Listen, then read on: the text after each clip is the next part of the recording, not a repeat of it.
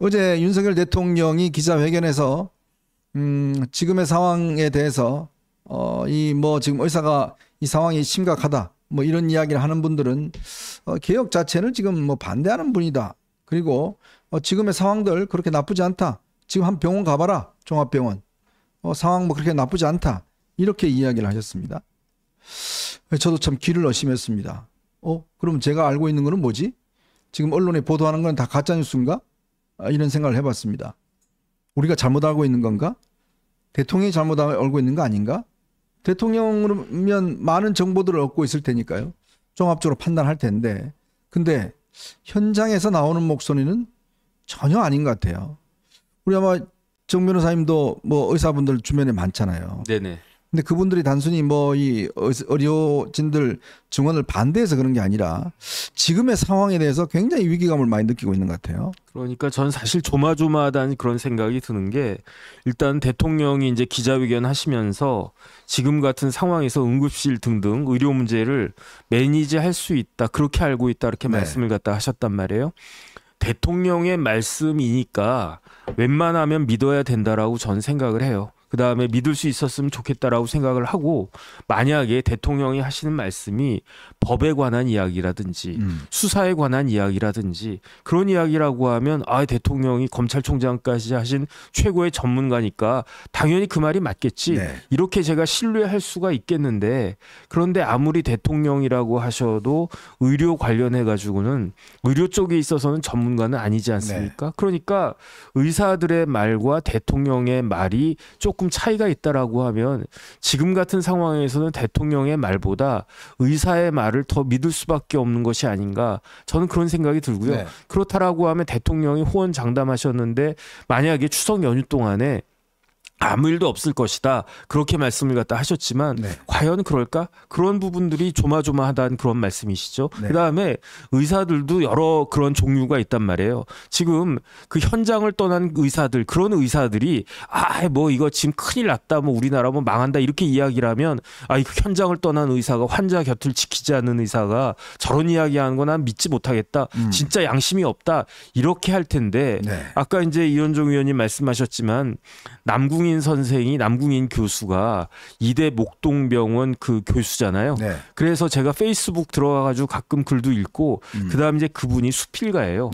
글을 굉장히 잘 씁니다. 그래가지고 이번 일뿐만 아니고 이전부터도 그 의료 현장에서 있었던 일들 굉장히 맛깔나게 글을 잘 써가지고 저도 이렇게 유심히 봤는데 요번에 쓴 글을 읽어보니까 지금 다른 사람을 떠나가지고 다른 걸 떠나가지고 남궁인 교수 본인이 시한폭탄이라는 거잖아요. 지금 언제 터질지 모른다. 내가 지금 꾸역꾸역 환자 곁을 지키고 있는데 내가 터질지 모르겠고 언제 터질지 모르겠고 내가 터지게 된다라고 하면 그러면 우리 병원 응급실 제대로 굴러가지 않을 것 같다. 그러니까 우리 병원 응급실도 지금 시한폭탄이다. 이렇게 이야기를 한단 말이죠. 그러면 제 입장에서는 대통령의 말씀을 믿어야 되겠습니까? 남궁인 교수의 이야기를 갖다가 더 신뢰가 가겠습니까?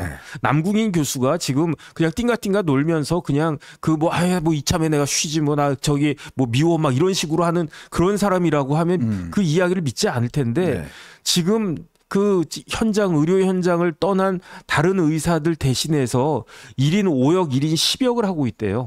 그런데 그런 사람이 저런 이야기를 갖다가 하는데 저 이야기가 저 진실성 있는 거 아닌가 저는 그런 생각이 들고요.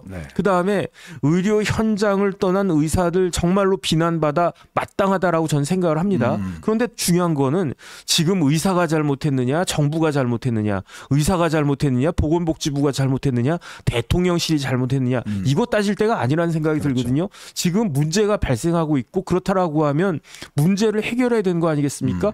우리가 늘 하는 이야기가 특히 이제 이 사람 목숨과 관련해 가지고는 골든타임 그렇게 이야기하고 있는데 전국 곳곳에서 지금 골든타임이 문제가 되는 그런 상황이 되어 있는데 그럼 이런 문제를 누가 해결해야 되는가? 일단 정부가 해결해 놓고 난 다음에 그런 다음에 이제 잘잘못을 따지든 그런 다음에 이제 개혁을 하든 그래야 되는 것이 아닌가 저는 그런 생각이 듭니다. 자, 오늘 이 남궁인 교수가 SBS 라디오에 인터뷰를 했습니다. 어제 밤 10시까지 근무를 했대요. 그리고 아침에 이 라디오에 나와서 잠깐 하고 또 밤 10시에 또 출근을 한다고 그럽니다. 자, 이 일이 지금 벌써 6개월째 진행이 되고 있다고 그래요. 거의 뭐 본인 이야기 했지만 이제 얼굴도 좀 보시면 알겠지만 거의 뭐 얼굴도 붓고 눈도 붓고 굉장히 어려운 상황이라고 합니다. 이게 이대 목동병원 응급의료센터가요. 이쪽 서남권 지금 이제 양천, 강서 이쪽 지역의 가장 중증 의료센터입니다. 그러니까 이쪽에서 가장 중증인 분들이 가는 곳이 바로 이제 이대 응급의료센터예요. 근데요. 원래는 이 의사가 한 3명 정도가 동시에 근무를 해야 된다고 그래요. 근데 지금 의사가 없어서 혼자 근무한다고 그럽니다. 2월 달부터 지금 6개월간 계속 혼자 근무를 하셨대요. 혼자서 당직 서고 있는데 이런 일이 있었다고 합니다. 갑자기요. 심정지 환자 2, 뇌출혈 환자 1명, 뇌경색 환자 1명, 심근경색 환자 1명, 5명이 동시에 들어왔대요. 5명이. 자, 5명이 동시에 들어왔답니다. 이게 이제 왜냐하면 이게 광역의료센터니까 이런 굉장히 응급한 분들은 여기서 거부를 하면 안 된대요. 그래서 이 5명의 분들이 동시에 병원에 들어와서 이분들을 심정지 분들이 3명이나 돼서 정말 자기가 정신없이 그나마 이분들이 그래도 간신히 살았다고 그럽니다. 근데 1시간에 긴급한 환자 5명을 의사 1명이 봤다. 이게 말이 되는 소리입니까? 이것도 광역의료센터에서 특히 이런 데는요. 보통 의사 전공의 등등해서 5명 정도가 항상 스탠바이를 했다고 합니다. 근데 1명뿐이래요. 그러면 예를 들어서 의사는 선택을 해야 되잖아요. 자, 심정지 환자 3명이 있는데 그 의사는 누구를 선택해야 되겠습니까? 그러니까 정말 자기가 개인적으로 너무나 갈등에 있는 상황에 있었다. 정말 다행스럽게도 그날 그래도 5명 분을 다 살려냈다라고 이야기를 하고 있습니다. 근데 지금 본인이 정말 몸을 갈아가면서 지금 뭐 일을 하고 있는데 직장이니까 지금 다니고 있는 상황인데 정말 이제 본인도 한계 상황에 오고 있다. 그리고 여기가 이제 의사분들이 7분이라고 그래요. 7분인데 돌아가면서 이제 근무를 짜지 않습니까? 근데 보통 이제 이분들은 야간 근무하니까 뭐 36시간 이렇게 근무를 짜는데 당직표를 이제 짤 수가 없답니다. 너무 한계 상황에 와서 도저히 당직표를 짤 수가 없어서 정말 이제 희망이 점점 없어져 가고 있다.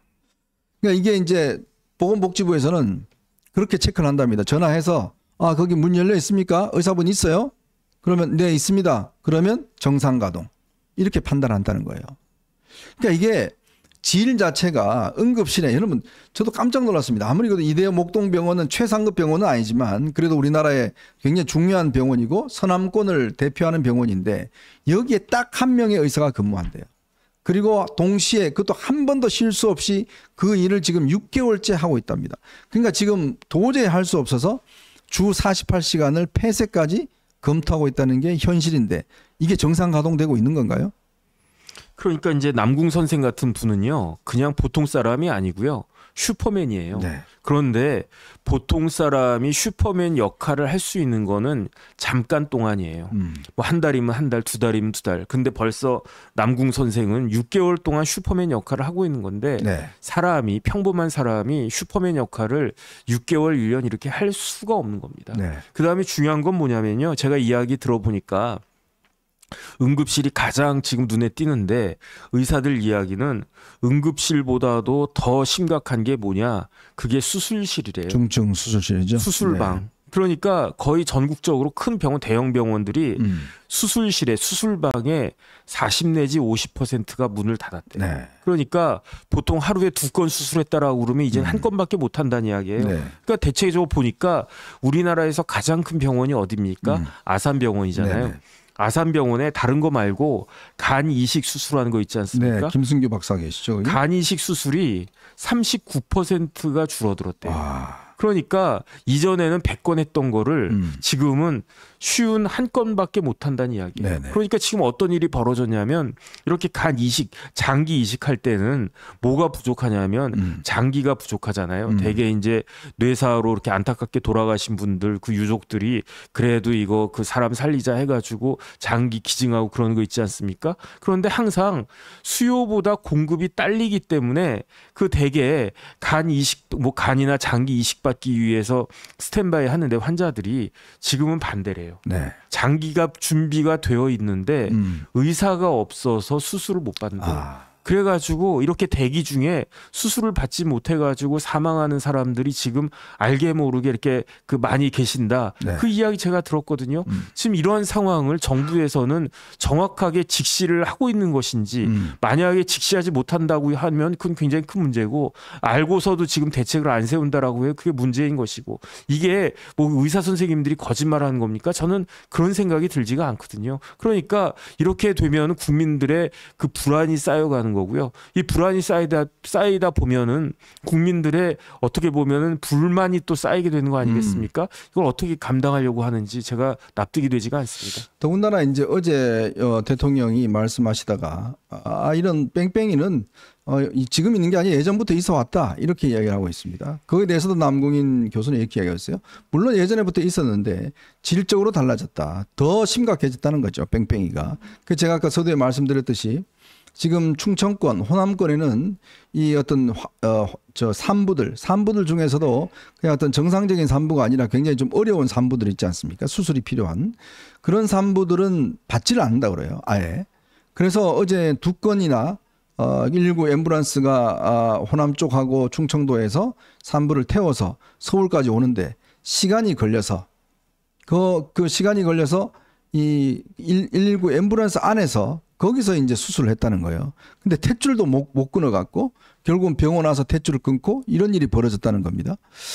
참 이런 상황이 이제 벌어지고 있는데 이게 별 문제가 없다라고 이제 이야기를 하고 있는 거니까 바로 이게 이제 어제 있었던 워크숍에서 또 이 의원들이 이 비공개로 진행된 질의응답에서 아주 질타를 했던 모양입니다. 이게 뭐 친윤이고 뭐 이 친한이고 없이 동시에 이런 문제들을 많이 지적을 했던 것 같아요. 어제 유영아 의원 같은 경우는 도대체 2,000명인 게 어디서 나왔냐. 이 자존심 싸우면 안 된다. 이제 국민 불안을 해소해야 된다. 그리고 내년에 되면 이 지금 군의관이 한 명도 안 나온다. 왜냐하면 지금 이 전공의들 이 졸업생이 없으니까요. 자, 거기다가 지금 지방의대 이 교육할 수 있는 이 숫자가 되냐 지금. 이런 문제를 지적을 했다고 그러고요. 또 거기다가 그에 대해서 이 조규용 이 당시 장관 같은 경우는 2,000명 산출 근거 타당한 그 근거가 있다. 또 응급실 뺑뺑이는 현재 관리 가능하다. 또 이렇게 이야기를 하고 있답니다. 또 이주호 장관은요, 교육부 장관은 의대 1학년들은 교양 과정이라 큰 문제 없다. 또 이렇게 이야기를 했고. 참. 권성동 의원도 이렇게 시작을 했다고 그래요. 이게 지금 학생들 어떻게 복귀시킬 거냐 지금 전공의들하고 이 문제가 이게 지금 도대체 보관은 있냐 이런 문제를 많이 지적을 했다고 합니다. 어제 뭐 의원들이 아주 이 날카로운 질문들을 많이 쏟아내서 워낙 질문들이 많아서 추경호 원내대표가 좀 짧게 해달라 뭐 이렇게 부탁하지 않을 정도로 이야기하고 있었는데 결국은 보면 이 의원들도 본인의 지역구가 있지 않습니까? 네네. 그러니까 지역구 이런 데서 다 이런 이야기가 들을 거 아니에요. 네네. 그러니까 굉장히 심각성을 많이 느끼고 있는 거 아니겠습니까? 네네. 그러니까 지금 오죽하면 당대표가 저런 이야기를 할 수밖에 없었는가. 왜냐하면 한동훈 대표 입장에서는 지금 같은 상황에서 지금 뭐 윤한 갈등이니 대표하고 대통령하고 관계가 이러니 저러니 이런 이야기 나오지 않습니까? 네. 그러면 웬만하면 한동훈 대표도 대통령에게 부담이 가는 그러한 이야기를 하기 싫을 거 아니겠습니까? 그렇죠. 그다음에 또 괜히 또 의심, 뭐 쓸데없는 의심 받을 이유도 없지 않습니까? 네네. 그러니까 한동훈 대표 입장에서는 지금 같은 상황에서 만약에 조규용 그 보건복지부 장관이 이야기하는 것처럼 응급실이나 기타 수술방이나 이런 것들이 매니저블하다, 네. 관리 가능하다라고 그 생각이 된다라고 하면 한동훈 대표가 이야기할 이유가 없단 말이죠. 만약에 그럼에도 불구하고 한동훈 대표가 이런 이야기를 해가지고 네. 국민들 불안을 증폭시켰다. 그러면 당대표라고 하더라도 한동훈 대표가 책임져야 될 그런 상황 아니겠습니까? 그렇죠. 그런데 중요한 건 뭐냐면은 상황 자체가 그렇지 않다는 거잖아요. 그러니까 제 친구 정도 이제 저도 이제 나이 먹어가지고 제 친구 중에 이제 의대 간 애들 그런 친구들이 다 과장급 이상이에요. 네. 그러니까 조금 뭐 일찍 출세한 그런 친구들은 뭐 거의 이제 병원장 좀 있으면 된다라고 하는 그런 친구들도 있고 만나보면요. 열이면 열 하나같이 지금 문제가 너무너무 심각하다. 이런 이야기를 갖다가 하는데 그다음에 좀 있으면 추석이지 않습니까? 네. 다음 주면 이제 추석인데 국회의원들 특히 여당 국회의원들 귀향해가지고 무슨 말을 들을 것인가. 제가 국회의원이라고 하면요. 지역에 내려가는 게 굉장히 부담스럽고 두렵겠죠. 아 웬만하면 내가 가지 않아야 해도 안 갈 수 있으면 안 가는 게 좋지 않을까. 그런 생각하고 있지 않겠습니까? 이런 것이 현실인데 대통령의 현실 인식은 너무나 지금 좀 동떨어져 있다. 우리 그 피부에 일반 사람들이 일반 국민들이 느끼는 것과는 너무 좀 동떨어져 있는 것이 아닌가. 전 도대체 저런 정보를 누가 전달하는 것인지 좀 납득이 되지가 않습니다. 특히 어제 이주호 장관이 그 외에서 이 싸움은 곧 끝난다. 기다려달라. 우리가 이길 것이다. 승리할 것이다. 이런 이야기를 했는데 의원들이 함부로 그런 이야기 하지 마라. 지금 의사가 우리가 뭐 싸우는 사람이냐. 우리가 대결해야 될 사람이냐. 이 아주 그 질타를 했다고 합니다. 더군다나 지금 군의관이 지금 현재 이제 한 180명 정도 군의관들이 지금 투입되고 있는데 네네. 문제는 내년에는 군의관이 없대요. 새로운 들어오는 이 군의관들이 왜냐하면 졸업을 해야지. 그러니까 졸업을 해야 들어오는데 이 졸업을 못 하니까 군의관이 없다. 그러면 이게 이제 비상 대처도 안 되는 거예요. 네네. 이제 그리고 군의관 와서 뭐 한다고 그러는데 문제는 이 군의관이 그냥 불쑥 어떤 병원에 간다고 그래서 그 조직하고 이렇게 뭐 손발을 맞춰서 되는 것도 아니고 이게 지금 해결이 안 된다고 그럽니다. 더군다나 그런 군의관조차도 지금은 없다고 그럽니다. 네네. 그 내년은 더 큰 문제라는 거고요. 지금 남궁인 교수나 제가 알고 있는 이런 교수들 오늘 한결같이 한 이야기가 한 1, 2개월 정도가 버티면 이거 굉장히 이제는 어렵다. 네네. 뭐 대통령은 지금 우리 뭐 의사들이나 간호사들, 조무사들이 잘 버티고 있다 이야기하지만 이미 6개월을 비상이라는 거예요. 6개월 비상이라는 건 여러분 있을 수가 없습니다. 네네.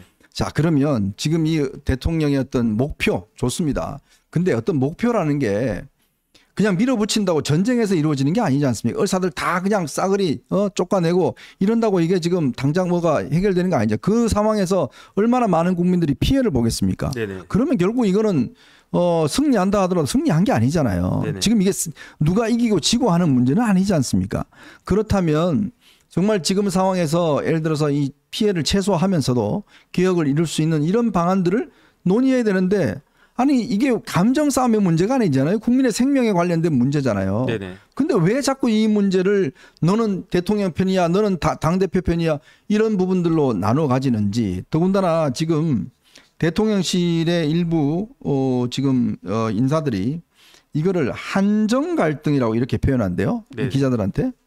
이게 뭐냐 당정 갈등이야 한정 갈등. 즉 한 대표와 정부 간의 갈등이다. 다른 사람들은 이 갈등이 없다. 이런 식으로 자꾸 마치 뭔가 한동훈 대표가 뭔가 대통령의 개혁을 발목을 잡은 것처럼 이야기한다는 거예요. 네네. 지금 뭐냐면요. 그 다음에 이제 사람이 죽은 다음에 네가 이겼나 내가 이겼나 이러면 그게 무슨 의미가 있겠습니까? 네.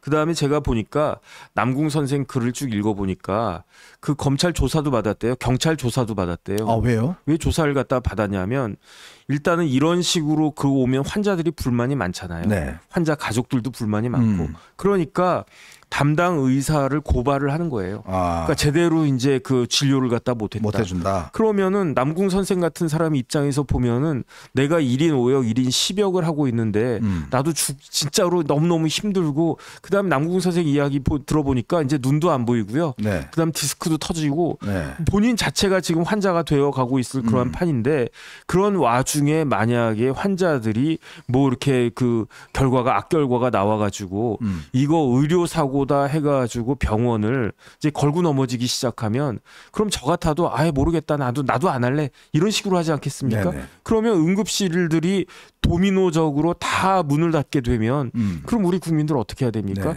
네. 제가 봤을 때 진짜 이번 추석에는요 어디 이렇게 뭐 멀리 이제 가지도 말아야 되고 그다음 음식도 이렇게 과식하거나 해가지고 배탈 나도 안 되니까 음식도 그냥 가려가지고 오히려 조금씩 소식해야 되고 그래야 되는 그런 상황으로 몰리고 있는 것이 아닌가 저는 그런 생각 듭니다. 제가 알고 있는 의사 한 분이 어제 이런 문자를 주셨어요. 24시간 당직계 과로로 인해서 2주 전에 심장 통증이 나와서 응급실을 갔다. 혈압이 올라서 심장혈관이 박피돼서 생명이 위험할 뻔했는데 응급처치 후에 입원해서 휴식을 취한 다음에 또 조금 안정이 돼서 병원에 다시 출근한다고 합니다. 지금 거의 뭐 녹초가 됐다라고 그래요. 그러니까 의사들도 아파서 이 병원에 치료받고 지금 또다시 출근을 해야 되는 그런 상황이라는 거죠. 그러니까 이런 상황이면 지금 뭐 아까 제가 예로 말씀드렸습니다만 이런 사례들이 지금 발견이 되면 이거를 뭔가 너 지금 개혁 지금 발목 잡으려고 하는 거지? 너 이런 이야기는 말이야. 개혁 반대하는 사람들이 다 하는 이야기야. 라는 게 지금 어제 대통령의 뉘앙스였고, 자, 응급실 돈 말이지 250% 올려줄게. 10만 원씩 더 올려줄게. 근데요, 지금은 돈을 올려주고 안 올려주고 문제가 아니라, 그러면 이게 제가 아침에 의사들이 그 이야기 하더라고요. 정말 기분 나빴다는 거예요. 왜? 우리가 지금 돈을 적게 줘서 지금 일을 안 하는 것만큼, 네네. 야, 돈 더 줄 테니까 일 더 해. 네네. 지금 우리가 놀고 있는데 돈 좀 더 줘서 일하게 하라. 이런 뜻으로 지금 읽혔다는 거예요. 그러니까 이게 뭐냐면 원래 이런 조치들이 선행되고 난 다음에 이제 뭔가 했다면 모르겠지만 지금 저 병원에 의사가 한 명밖에 없어서 다들 너무 힘들어 죽겠는데 야, 돈 10만 원 더 줄 테니까 더 해. 이러면 의사들의 자존심이 이게 용납하겠습니까? 그러니까 오히려 돈 더 준다라고 하니까 그럼 나는 그만둬야 되겠다. 이런 생각할 수도 있는 네. 거 아니겠습니까? 예컨대 내가 의사로서의 사명감을 가지고 응급실이 클로즈되는 거는 막아야 된다 해서 몸이 진짜 부서져라 일을 하고 있는데 갑자기 돈 더 올려준다라고 하면은 마치 내가 사명감 때문이 아니고 돈 때문에 돈 바라고 일하는 사람처럼 그렇게 스스로가 규정지어지게 되는 거 아니겠습니까? 그렇다라고 하면 오히려 역효과가 나올 수밖에 없는데 지금 이걸 담당하고 있는 사람들의 그 두뇌가 그 수준이 저 정도밖에 안 된다. 저는 그렇게 생각할 수밖에 없고요. 그다음에 의사들이 뭐라고 그러냐면 진짜로 지금 이게 대처하는 게 정말로 이렇게 뭐라 그럴까 무계획적이다. 아무런 그게 없다라고 하는 게 이번에 이제 지금 이런 문제가 생긴 게 6개월이 됐단 말이에요. 네. 그러면 지금 8월이니까 6개월 전이면 언제냐면은 2월 달이란 말이죠. 네. 왜 2월 달에 그런 이야기 했는지 의사들도 모르겠대요. 왜 그러냐면은 그 의대생들 언제 졸업합니까? 2월 달 졸업하잖아요. 네. 그다음에 인턴 레지던트 계약 기간 언제 끝납니까? 2월 달에 끝난다라고요. 그러니까 의사들이 하는 이야기가 아니 만약에 이러한 의대 정원을 확대한다라고 한 발표를 3월이나 4월에만 이야기를 했어도 한두 달만 늦췄어도 지금 같은 상황이 벌어지지 않았을 거라는 거예요. 왜냐하면은 그때는 3, 4월에는 막 계약해가지고 계약해가지고 그러니까 의대생들 졸업해가지고 뭐 아산병원이든 삼성병원이든 대학병원하고 계약할 거 아니겠습니까? 네. 인턴 레지던트 그러면 계약을 딱 했는데 아무리 뭐 정부에서 의대 정원 증원한다고 해서 화가 난다고 해도 병원을 뛰쳐나갈 수가 없다는 거예요. 그런데 정부에서 발표한 거 언제였습니까? 2월 달에 발표했다고요. 네. 그러니까 그때 인턴 레지던트 펠로우들 이런 사람들이 이런 의사 선생님들이 재계약을 안 했잖아요. 재계약 안 하는 건 굉장히 쉬운 거 아니겠습니까? 네. 나 화나니까 재계약 안 해. 그러니까 나보고 병원 나오라고 하지 마. 이렇게 이야기를 갖다가 한 거니까. 그러니까 의사들은 참 지금 정부가 대처하고 여러 가지 이렇게 하는 것들이 과연 뭐 정교한 그런 그 세밀한 그런 어떤 그 플랜을 짜놓고 이걸 갖다가 하는 것 같지도 않다. 지금 그런 비판까지 듣고 있는 거 아닌가 저는 그런 생각 듭니다. 그러니까 더 좀 저는 이해할 수 있는 게 오늘 보건복지부가 의료개혁 1차 실행 방안을 오늘 발표를 했는데 미래 의사 수 추계 조정을 위해서 기구를 발족하겠다 이렇게 이야기했습니다. 의사 수를 얼마나 늘릴 것인지에 대한 기구를 발족하겠다는 건데 근데 이런 이야기를 했어요. 2026학년도 의대 정원 문제도 논의 대상이다. 아니 이건 이미 어제 대통령이 다 끝났다라고 이야기를 하지 않았나요? 근데 2026년 그 의대 정원 문제를 논의할 수 있다라는 거예요.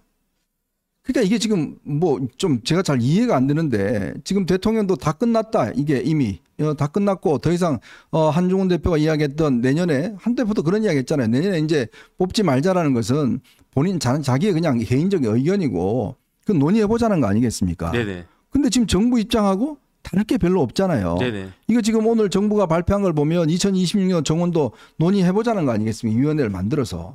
그러면 이게 별로 그렇게 어떤 이질적이지 않는데 이야기가.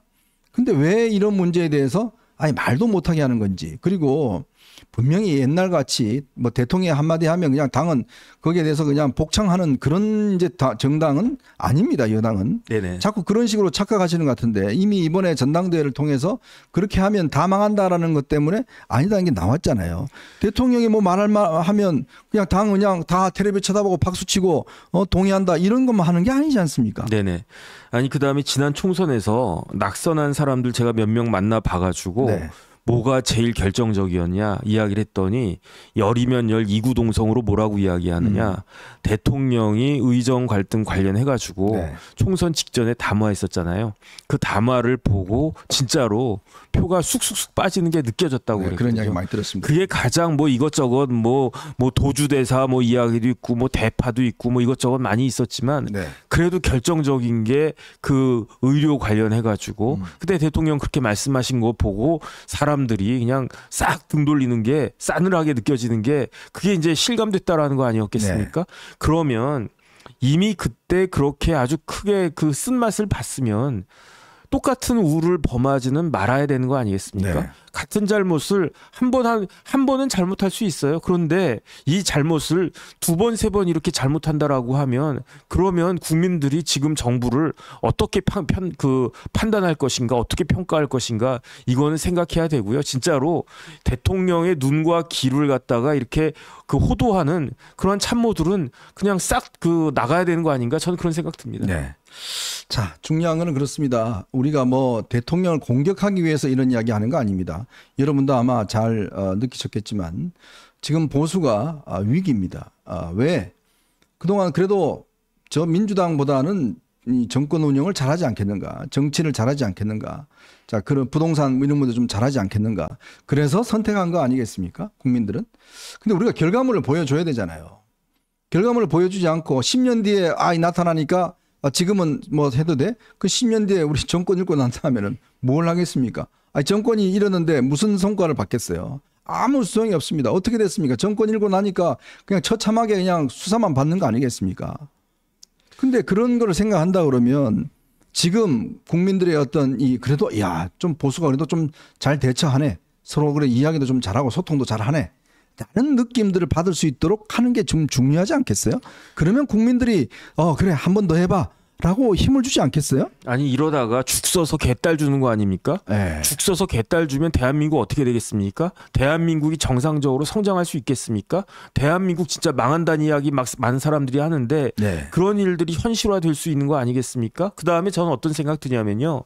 진짜로 윤석열 대통령을 위하는 사람들이 네. 대통령한테 가가지고 대통령님 걱정할 거 없습니다. 충분히 관리 가능합니다. 이런 말을 하는 사람들이 진짜로 윤석열 대통령을 위하는 것인지 네. 아니면 윤 대통령이 뭐 이렇게 좀 기분 나쁘게 들으실지 몰라도 어쨌든 정확한 현실을 말씀드리는 사람이 윤 대통령을 더 위하는 것인지 이거는 시간이 증명해 줄 거고요. 역사가 증명해 줄 것이다. 저는 그런 생각이 들고요. 네. 굳이 제가 뭐 이제 이현종 의원님도 마찬가지시지만 저 같은 사람이 이런 데 나와가지고 대통령 뭐 듣기 좋은 말만 하고 싶지 대통령 귀에 이렇게 쓴 말을 갖다가 하고 싶겠습니까? 네. 그러니까 오죽 답답하면 이런 말씀을 갖다가 드리는 건지 여기에 대해서 대통령이 조금 마음을 열어야 된다. 저는 그렇게 생각합니다. 네, 정말 여러분도 아마 잘 아시겠지만 저희들은 사심이 없습니다. 오로지 이 정권이 잘 되고 또 이 보수가 그래도 대한민국을 올바른 방향으로 이끌어 나가야 된다. 그 하나 마음 가지고 지금까지 이렇게 달려왔지 않습니까? 마치 우리가 뭔가 다른 정책 목적이 있는 것처럼 그렇게 주장하시는 분들도 계세요. 그렇지만 아마 그건 여러분들이 더 잘 아실 겁니다. 그렇기 때문에 지금의 현실이 정말 위중하다라는 것들을 우리가 거듭거듭 말씀드리고 불상사 일어나지 말아야 된다 이야기를 거듭거듭 말씀드리는 겁니다. 그래야 국민들은 그래 내가 저 정권을 믿고 의지할 수 있겠다. 나하고 통한다라는 느낌들을 가질 수 있지 않겠습니까? 그렇기 때문에 지금 이 순간 우리는 굉장히 중요한 지금 갈림길에 서 있습니다. 정말 국민들로부터 신뢰받을 것인지 아니면 불통해 말해도 통하지 않고 그냥 고집만 부리는 그런 어떤 이 정권으로 남을 것인지에 대한 중요한 갈림길에 서 있다라는 거. 그래서 누구가 말이 옳은지 저는 대통령실 참모 수석들이 각 병원에 가서 신분 밝히지 말고 한번 1시간 동안만 지켜보십시오. 지켜보고 대통령한테 그대로 보고를 하십시오. 지켜보고 내가 가서 1시간 동안 지켜보니 의사들이 어떻더라, 환자들이 어떻더라 라는 이야기를 탁상에서만 보고하지 말고 직접 현장에 가서 한 번씩 보고 그렇게 대통령한테 보고를 해서 그 보고를 받고 대통령이 판단을 하셨으면 좋겠습니다. 그러는 게 저는 소통이라고 봅니다.